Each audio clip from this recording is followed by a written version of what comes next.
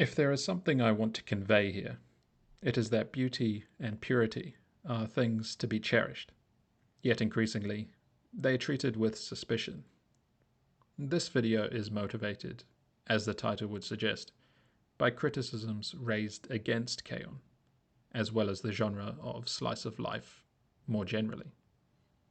Specifically, criticisms arising from a current prevailing perspective on the function of art itself. I don't want to mislead people here. This video is less about K-On!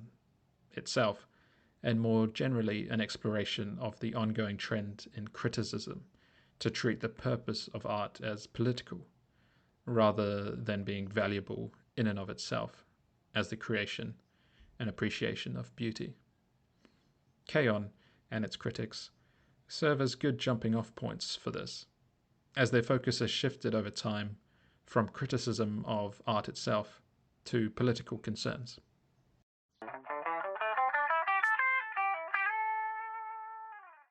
It is interesting to examine how the criticism of K-On! Has changed over time. The show itself is over 15 years old now, and criticism at the time focused on it either being boring or a dislike for its moe aesthetic.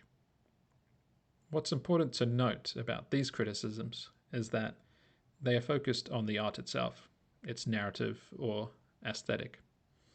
Fast forward 15 years, and people who simply enjoy K-On! Are now looked at with suspicion, and criticism focuses on trying to demonstrate that enjoying the show is a dangerous, politically incorrect, and morally suspect thing. This seems rightly absurd on the face of it, but the argument, once broken down, does demonstrate an interesting shift in the politicization of criticism. The reason media such as K-On! Are bad to the current critic is not for any artistic reason, but because they supposedly cause harm. Harm reduction, as we shall see, being a major focus of the current critic's mind. The current critic is so overtaken with moral concerns surrounding harm reduction that it takes precedence over any artistic concerns.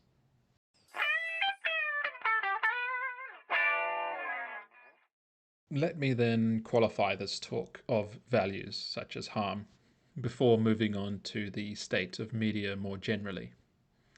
In reference to the values of people across the political spectrum, Jonathan Haidt came up with originally 5 moral foundations, which regard what people find morally important. These values are 1. Care and harm, which concern suffering. 2. Fairness and cheating, which concern justice. 3. Loyalty and betrayal, which concern in-group bonds. 4. Authority and subversion, which concern tradition and social order. And 5. Purity and degradation, which concern cleanliness, disgust, and the sacred. Haidt found that liberals cared about the first 2 values, care, harm, and fairness, cheating, far above the other values, whereas conservatives cared more about all the values more evenly, thereby placing more of an emphasis on loyalty, betrayal, authority, subversion, and purity, degradation. Haidt's purpose was to try and find a way to bridge the dialogue between liberals and conservatives, to bring an end to the culture war, though, as we all can see, that has had little success in our current world. My purpose here is not to argue the truth value of this assessment. You, the viewer, can make up your own mind about such things.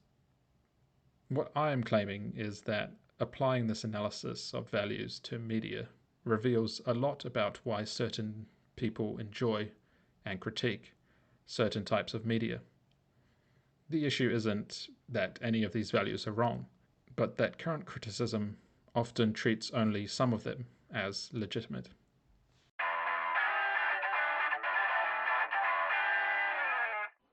If we consider K-On! And more generally slice of life anime, the values they are most aligned with would be, above all, purity and degradation, but also authority and subversion. The connection with purity and degradation is obvious. The stories aren't narrative focused, but instead represent the beauty of everyday life, including elements such as the beauty and innocence of youth, the beauty and femininity, the beauty of nature and relationships, and lives free of deep tragedy, conflict, and the degrading elements of real life. However, I propose that slice of life anime also very much appeals to the value of authority and subversion as well. These shows often depict highly cohesive social environments where shared expectations and unspoken norms reduce conflict. That cohesion is part of what allows their calm, almost utopian atmosphere to exist. Naturally, these shows reflect the cultural motifs of their Japanese creators and represent an idealistic vision of what Japan, being the settings for most of these shows, is. Though, if you've ever visited Japan, you'll find it's a lot closer to this vision than anywhere else I've ever visited. These shows, devoid of significant conflict, can only be possible within the context of a tradition innately understood by all characters. Otherwise, conflict would arise, as we so often see in our delightfully complicated reality.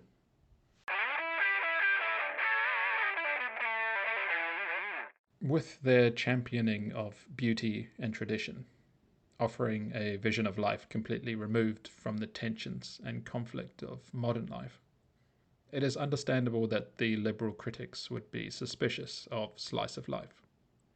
From their perspective, it causes harm, that harm being an alternate vision of the current social order.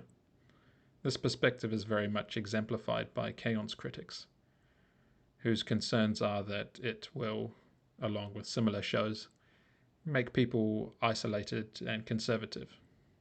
Digging deeper, they would also claim it causes harm by not including minorities and reflecting the conflict-ridden diversity we experience daily.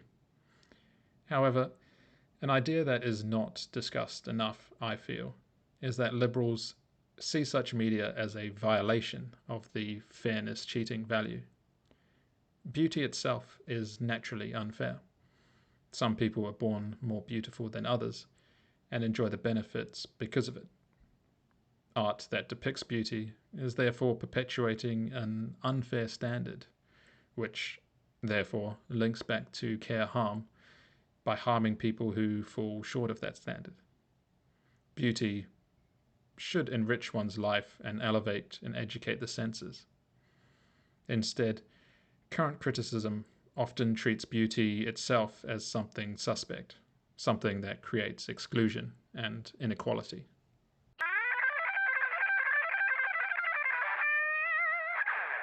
This has led to the explosion in popularity of Asian media that still caters to the values that our media has consciously removed. Our media today must have a political message related to the values of care harm and fairness cheating, and this starts from its very inception. Those involved in every level of creation are often chosen first and foremost to redress a perceived past harm and counteract perceived unfairness, rather than for the only thing that matters, ability. Of course, the narratives must force a political message heavy-handedly, as these writers increasingly haven't been chosen for their talent.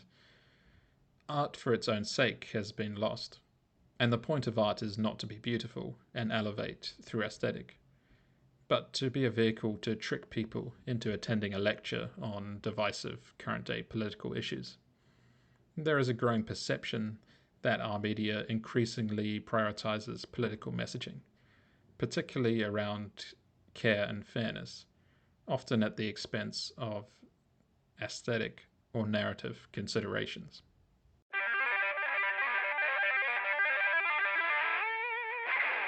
As a result, audiences have been looking for an alternative.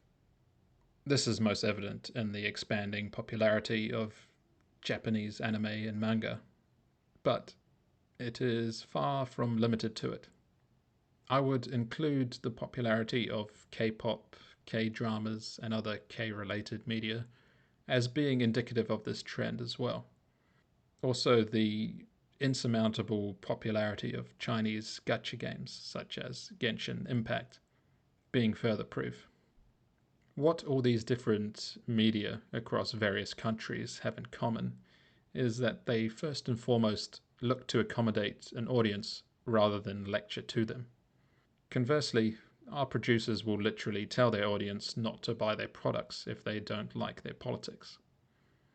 In terms of the content of Asian media itself, there are also the common elements of beauty and purity. Having already spoken about in anime, if you look at the high beauty standards for K-pop idols and equally, if not higher, purity standards, this is an evident trend.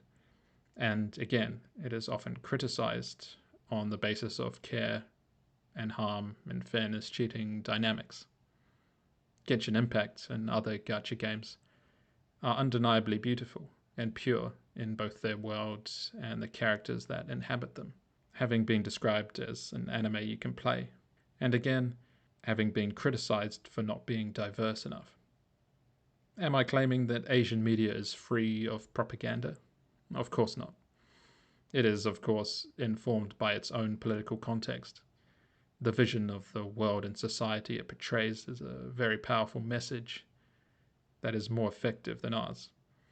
However, the difference is that the propaganda is not the primary focus, but a natural result of the art's context. Our media is currently produced with the political messaging being the function of the work, and all other decisions are resulting from it. Whereas Asian media appears to first set out with the objective to please their audience, or create good art, or if you want to be more cynical, simply to make money.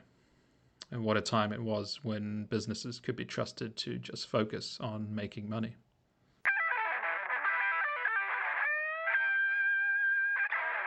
To return to the beginning then, yes, people considered problematic by the current critic do enjoy K-On! As it naturally appeals to the values more aligned with conservatives and values that are increasingly being ignored, forgotten, or demonized by our media and critics.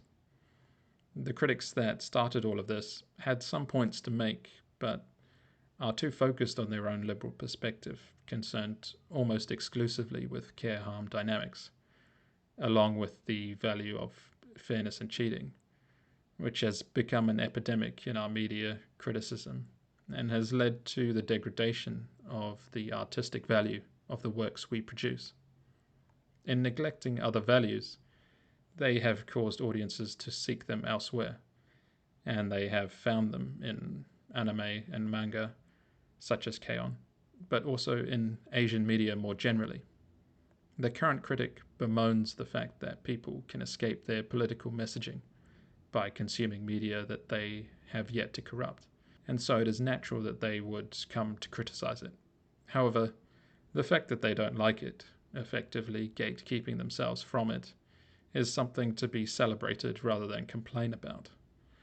There is no better guardian against the excesses of modern politics than something as pure and simple as a cute girl doing cute things. Cheers.